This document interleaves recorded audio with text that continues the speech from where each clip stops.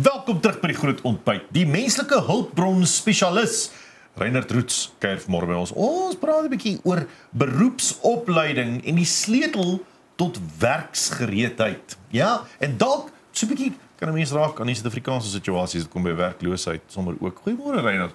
Goeiemôre julle, dankie Jennifer, Pierre vir die geleentheid. Altyd 'n plesier. Kyk, jy sê ons het nie noodwendig 'n werkloosheidsprobleem nie, maar ons het eerder 'n werkgereedheidsprobleem. Dis 'n baie groot statement om sommer af te skop. Verduidelik vir ons hoekom sê jy so. Dit is, ek dink ons moet heel eers begin en sê dat werkloosheid in Suid-Afrika natuurlik baie kontroversieel is. En omdat dit so kontroversieel is daar nie 'n eenvoudige antwoord op die probleem nie. Werkgereedheid is een van die meganismes saam met beroepsopleiding om hierdie probleem aan te spreek. So ek dink dit is 'n belangrike ding. So werksgereedheid gaan meer oor die feit dat baie mense in die werksplek inloop en nie gereed is om te werk nie. Die skoolstelsel is net nie heeltemal altyd gerad nie. Dit is nie altyd prakties van aard nie. En omdat dit nie prakties van aard is nie, as mense in werke instap, is hulle nie reg om die werk te doen nie. So dis maar waar beroepsopleiding inkom, om daai gaping in terme van werksgereedheid toe te maak. Hoekom sê jy die werkloosheidsprobleem is kontroversieel? Ek sê dit is kontroversieel want daar's baie aspekte daartoe. Dit is baie emosioneel, dit is baie geverpolitiseer. Daar's nie een antwoord nie.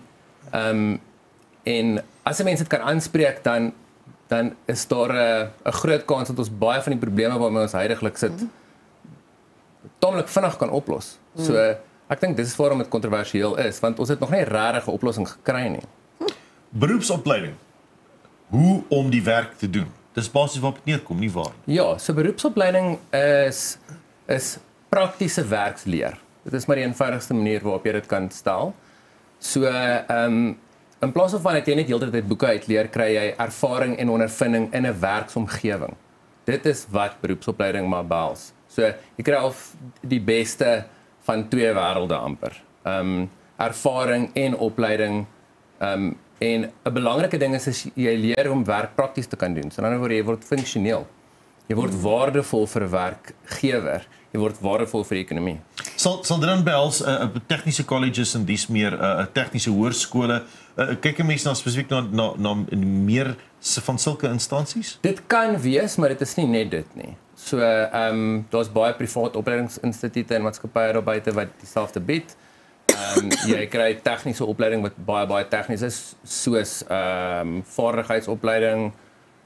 Maar dan kry jy ook tegniese opleiding soos artifisiële intelligensie, wolkbestuur en so en so. Daar's ook tegniese vaardighede daarbey betrokke. So ja. Dis nie net wat ons altyd van gepraat het in terme van blou krag nie. Daar's ook wit krag tegniese vaardighede. Dis nie loodgieter, wees net 'n loodgieter maar as jou kunste nie. Dis 'n baie breër veld as net dit. So werksopleiding nou is prakties van aard in terme van omtrent elke beroepsveld waarna jy kan kyk. Jy het net genoem dat skole nie noodwendig gerad is om ons voor te berei vir die werkplek nie. Dink jy universiteite is? Ek dink in sekere instansies ja, maar in ander beroepsvelde nee. Okay. So ek dink dit hang af van watter tipe veld. Sekere beroepsvelde op universiteit is baie meer gerad vir praktiese ervaring. Jy kyk spesifiek in die mediese veld en so meer. Maar vir baie van ons, ek weet nie of dit vir julle so was nie, maar toe ek uit die universiteit uitgekom het en in 'n werksplek ingestap het ek eintlik maar betreklik min geweet. Ek het maar meeste van dit in diensopleiding geleer, so beroepsopleiding. Ek sit nou juist met 'n kind wat nou klaar maak met 'n enorme honeursgraad. Ek dink ek het 'n fortuin daarop spandeer en ek is trots daarop, maar die kind moet nog steeds 'n internship doen, soos die Engelse sê, 'n indiensopleiding doen by verskillende instansies om, soos jy sê, daardie oorbrugging te doen van 'n gevorderde honeursgraad af na praktiese toepassing van haar kennis by 'n werksplek. Hoe gereeld gebeur dit? Dink jy dit gebeur genoeg dat mense daardie oorbrugging het? Ek dink nie dit gebeur genoeg nie. Ek dink daar's baie geleenthede daar buite, maar ek dink nie dit gebeur genoeg nie. ek dink waar dit gaan is as 'n samelewing en as besigheid en as gemeenskap en as georganiseerde besigheid as 'n geheel moet ons meer sulke geleenthede skep.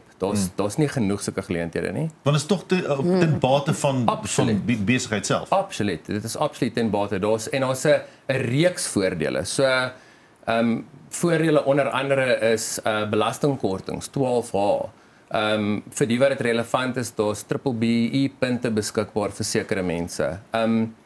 Dit lei spesifieke mense op vir spesifieke funksies in 'n besigheid.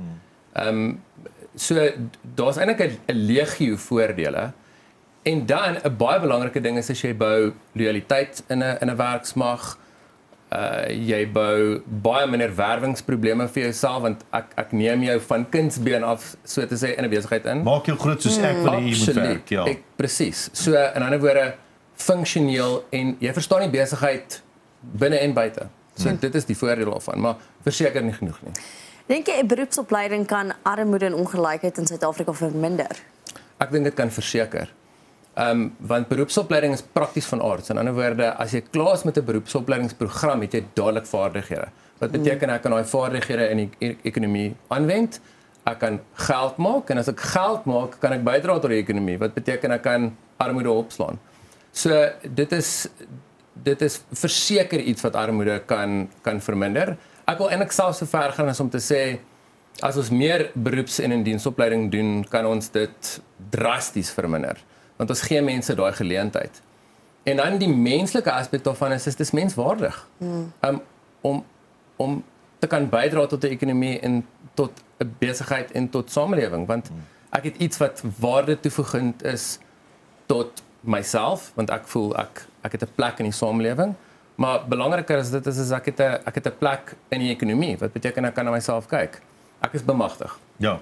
Ek dink dis wat jy gesê het is baie belangrik, die verskil tussen kennis opdoen van 'n vakgebied en vaardighede hê. Ja. Kennis en vaardighede is twee verskillende goed en dis waar beroepsopleiding inkom.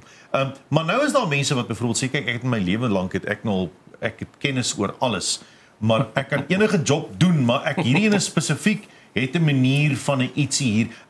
Is dit net vir jong mense of kan ouer mense ook, sê ek nou ouer, ek bedoel niks lelik nie, meer volwasse mense ook daardie beroepsopleiding doen om net daai spesifieke vaardighede met hulle kennis aan te leer? Verseker. So ek dink 'n belangrike ding om te verstaan is dat meeste beroepsopleiding mag gefokus is op jong mense, dis maar die fokus. Ja. Want ons probeer werksgeleenthede skep. Maar beroepsopleiding is vir almal in die besigheid.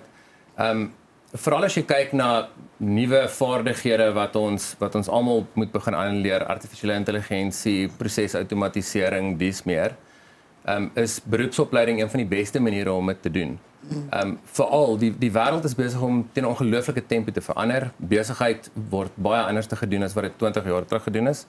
So een van die beste maniere om mense gerad te kry vir die veranderinge is beroepsopleiding. En dit plaas ook daai lewenslange leer in mense in. Ja. So in ander woorde, jy weet dat as ek hierdie geswat het of ek het hierdie geleer, is dit nie waar dit gaan stop nie. Ek gaan verseker verder kan gaan en meer kan leer. So ja, baie voordelig vir werknemers, jong mense, enigiemand in 'n besigheid. Maar altyd 'n student jou lewe lank. Absoluut. Studeer jy die lewe. Baie dankie Reinhard, jy was vanmôre. Dankie vir die tyd. Nou ja, daar's Reinhard Roots. Wys jou nee, beroepsopleiding is maar belangrik en al is dit net by 'n instansie, 'n kursus doen as jy dink jy weet die kennis, daar is ons so 'n bietjie vaardighede om dit prakties uitvoerbaar te maak. Miskien help dit.